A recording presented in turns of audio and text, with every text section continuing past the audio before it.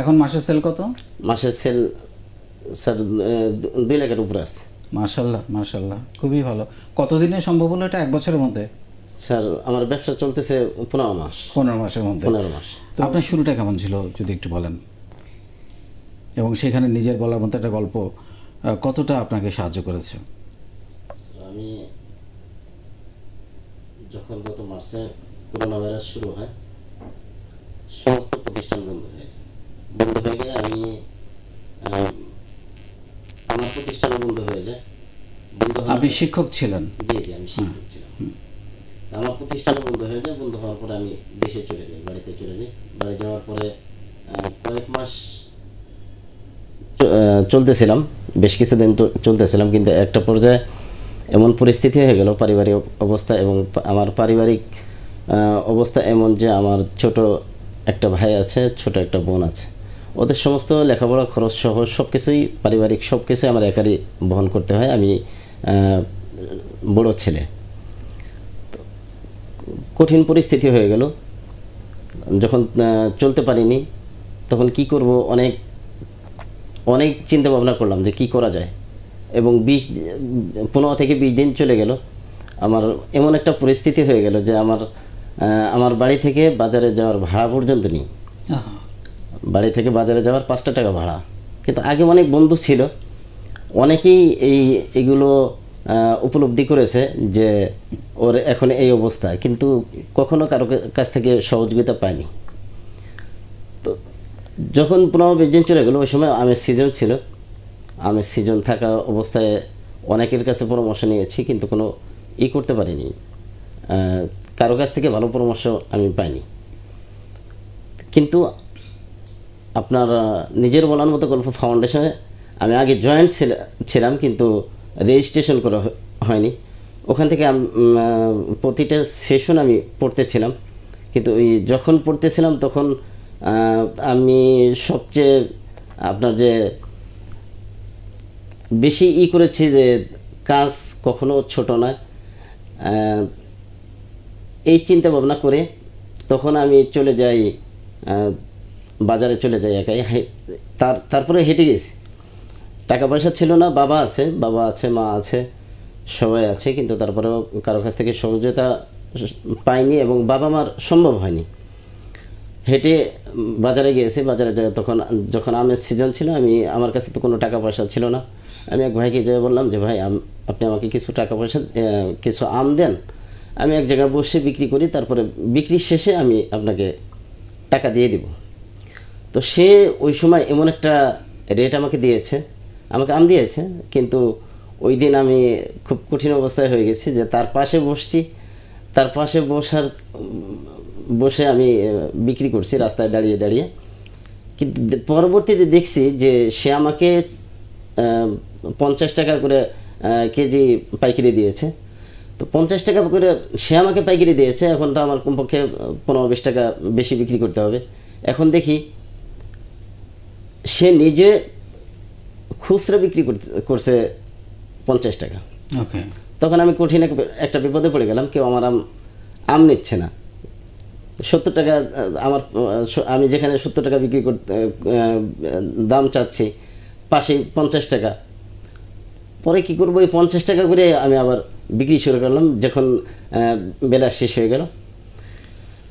তখন ওই দিন আমি ধরা খেয়েছি, বেশ কিছু টাকা ধরা খেয়েছি, কারণ আমের মধ্যে অনেক পচা বের হয়, অনেক ঘাটতি আছে।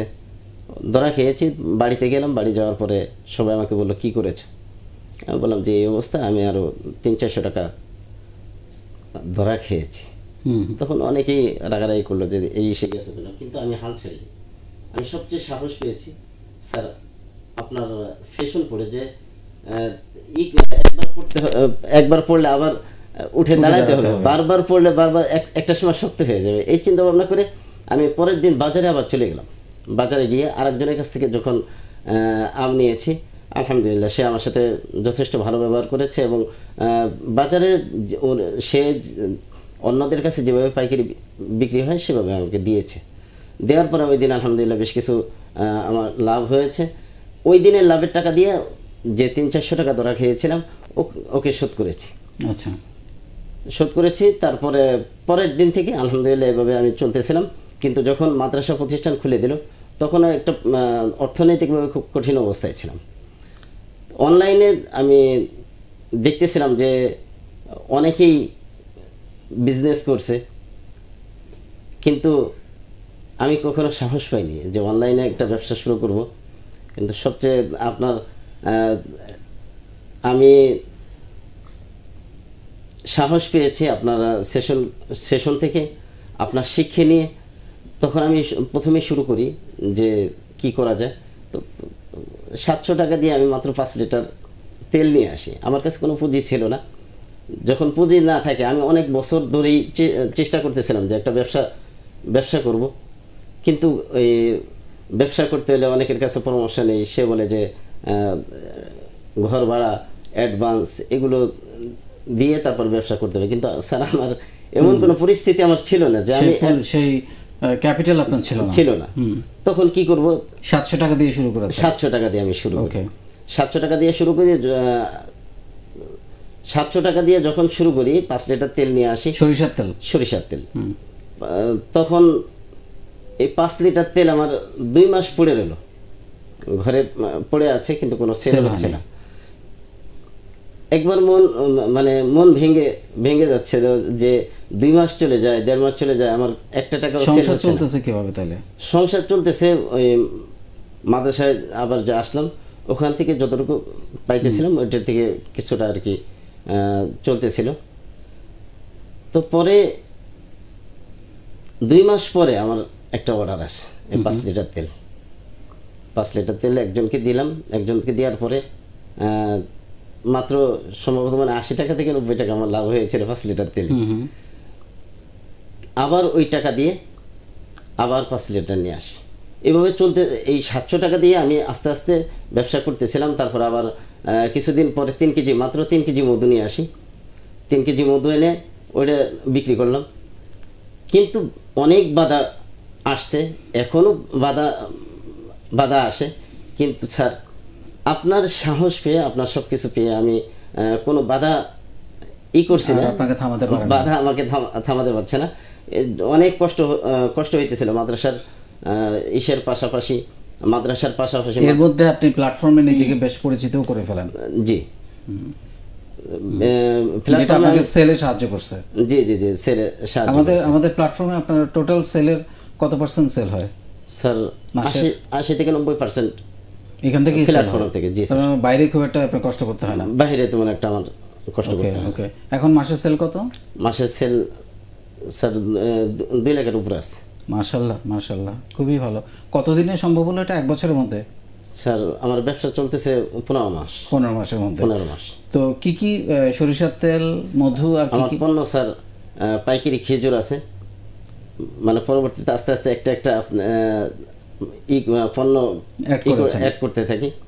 এখন আছে খেজুর, 3 ফল, মধু, ঘি, সরিষার তেল, কালো জিরার তেল, তারপরে ড্রাই ফ্রুটস, এগুলো নিয়ে আমি কাজ করি। আপনার জীবনে কোনো কষ্টের ঘটনা মনে পড়ে যেটা? স্যার আমার সবচেয়ে বড় কষ্টের হলো যে সময় আমার বাড়িতে যে 20 দিন ছিলাম, যে আমাকে সাহায্য করার মতো কেউ ছিল না। মা বাবাকে কোনো কিছু করতে পারিনি, মা বাবার কোনো খেদমত করতে পারিনি। এই কথাটা মনে পড়লে স্যার খুবই কষ্ট লাগে। যে আমার পৃথিবীর মধ্যে আমি সবচেয়ে আমার ভাই বোনদেরকে খুব ভালোবাসতাম, আমার এখনও ভালোবাসি। আমার যত যা কিছু আছে ওদের পিছনে আমি করতেছি, কিন্তু তখন আমার ভাই বোনকে একটা চকলেট কিনে দিতে পারিনি। ওই কথা আমার মনে পড়লে খুব কষ্ট লাগে যে আমি একজন ব্যর্থ হয়ে ছেলে হিসেবে আমি পরিচিত করতেছিলাম। কিন্তু এখন এসে আলহামদুলিল্লাহ দিন বদলেছে, সময় বদলেছে। এখন আপনি সবকিছুই দেখতে পাচ্ছেন, সব দায়িত্ব নিতে পারছেন, মা বাবা, ভাই বোন সবার দায়িত্ব নিতে পেরেছেন, এবং সেখানে নিজের বলার মতো একটা গল্প প্ল্যাটফর্ম আপনাকে ব্যাপক ভূমিকা রেখেছে। আপনি বললেন যে এখানেই প্রায় 80% সেল হয়। জি স্যার, অনেক অনেক ধন্যবাদ। লাস্ট 1 মিনিটে যদি কিছু বলতে চান সবার উদ্দেশ্যে।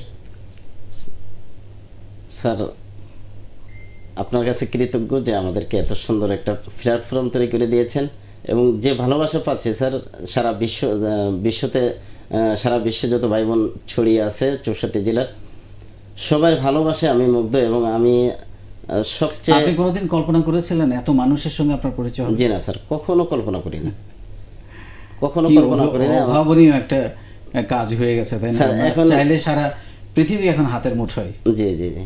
আমি এই যে বর্তমান যে আগে ভয় ছিল যে কোথাও কোনো পণ্য পাঠালে আমার টাকা দেবে কিনা, কিন্তু এখন সারা বাংলাদেশের এমন কোনো ডিস্ট্রিক্ট, এমন কোনো জায়গা নাই যে সেখানে আমি পণ্য পাঠাচ্ছি কিন্তু আমি কাউকে এই কন্ডিশনের পণ্য দিচ্ছি না।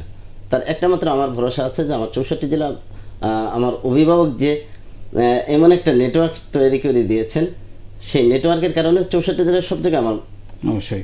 এবং সবচেয়ে বড় কথা, আমাদের এত সেলের আসলে কমপ্লেন বলা যায় প্রায় জিরো, 1-2টা আসে, খুব সামান্য। আপনাদের দুজনকে অসংখ্য ধন্যবাদ। বিশেষ করে মেঘলা, আপনার গল্প আমাকে ছুঁয়ে গেছে ভীষণভাবে। আমার ধারণা প্রত্যেকে আপনার এখান থেকে ইন্সপিরেশন নেবে, এবং আপনি এত বাচ্চা একটা মেয়ে এতটা সাহসী হয়ে গেছেন, এখন একা থাকছেন বাবা মা থেকেও দূরে থেকে, নিজের একটা পরিবার তৈরি করার চেষ্টা করছেন, এবং নিজের বলার মতো গল্পের মধ্যে আরেকটা পরিবার আপনি খুঁজে নিয়েছেন। অসাধারণ। আপনার জন্য অনেক অনেক দোয়া এবং শুভকামনা থাকলো, এবং একই সঙ্গে আপনার জন্য অনেক অনেক দোয়া, ভালোবাসা থাকলো। একটা বিষয় আমি অনেক বেশি কৃতজ্ঞ, আমার ইমোশনকে দূর করে দিয়ে আমাকে কাজ পাগল করে দেওয়ার জন্য আপনার কাছে হৃদয় থেকে কৃতজ্ঞ sir. Thank you so much. Thank you sir. দোয়া করবেন, আমার জন্য প্রচুর কাজ করে যাচ্ছে আমার ফরিদপুর জেলা টিম এবং তেজগাঁও যে জুনে আছি, এখানে যারা আছে অ্যাম্বাসেডার থেকে শুরু করে সাধারণ সদস্য, তেজগাঁও এবং ফরিদপুর প্রচুর সহযোগিতা করে যাচ্ছে এবং আমার পাশে আছে। অবশ্যই থাকবে, অবশ্যই থাকবে। অনেক ভালো থাকবেন দুজনেই।